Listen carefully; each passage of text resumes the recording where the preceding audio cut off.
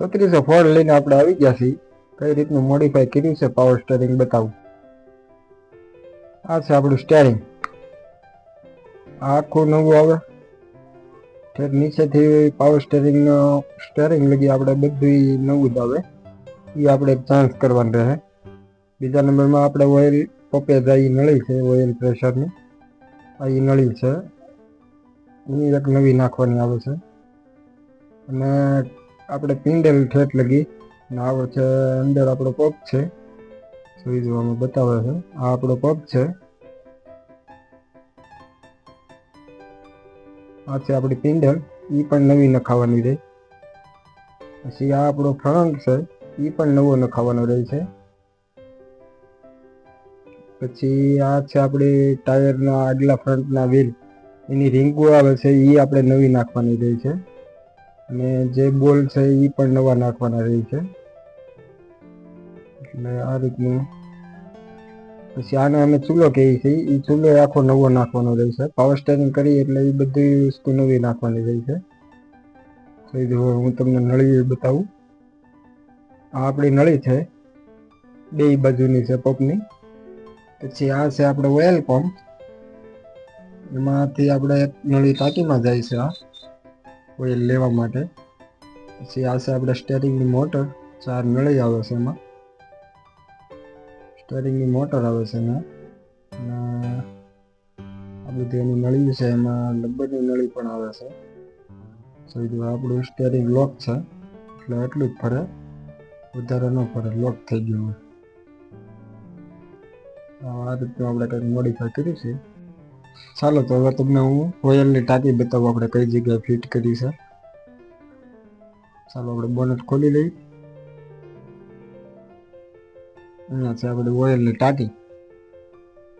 આ છે આપણું ઓઇલ રિટર્ન આવે અંદર, આ એનું પાઇપ છે.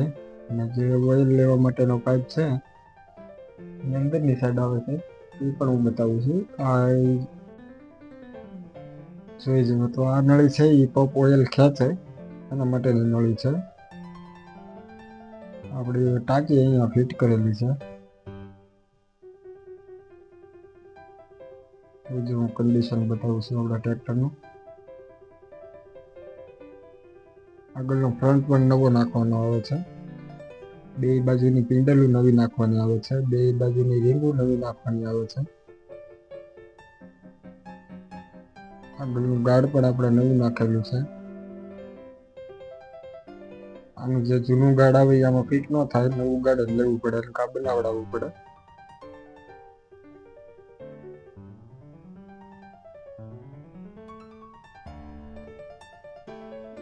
એટલે સ્ટન મારવાના બોલ આવે છે, એમાં બધું મેળવીને બધું ફિટ કરી દેવાનું, એટલે સ્ટન ઓછો કાપે અને ટાયર ઓછા ઉતારે, એના માટે બોલ આપે છે.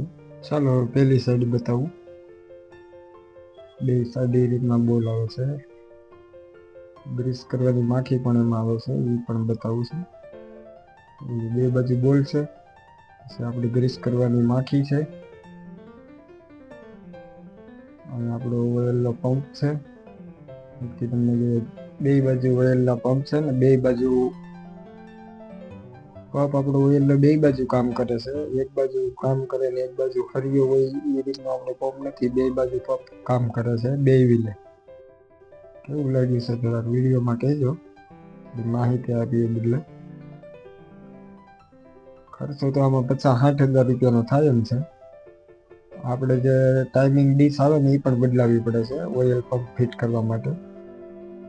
એમાં જે ડીશ આવે છે એ નથી હાલતી, એના માટે ડીશ આપણે સ્પેશિયલ લાવવી પડે છે, અને એમાં હોલ પડાવવો પડે ડીશની અંદર. પછી ઓઇલ પંપ એમાં ફિટ થાય છે, નકર એ ફિટ નથી થતો. આપણું નવું ગાર્ડ નાખેલું છે.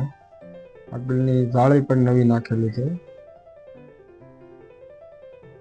ફ્રેમ છે જાળીની બધી પ્લાસ્ટિકની છે, અને જાળી જે છે એ આપણી પતરામાં છે.